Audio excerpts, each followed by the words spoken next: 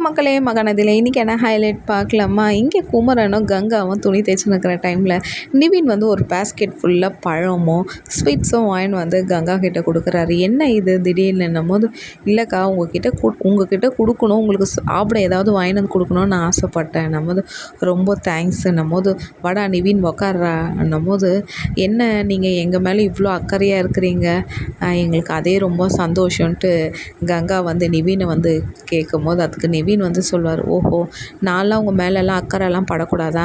நான் எப்போவுமே உங்களை என் அண்ணாவும் அக்காவும் தான் பார்க்குறேன்.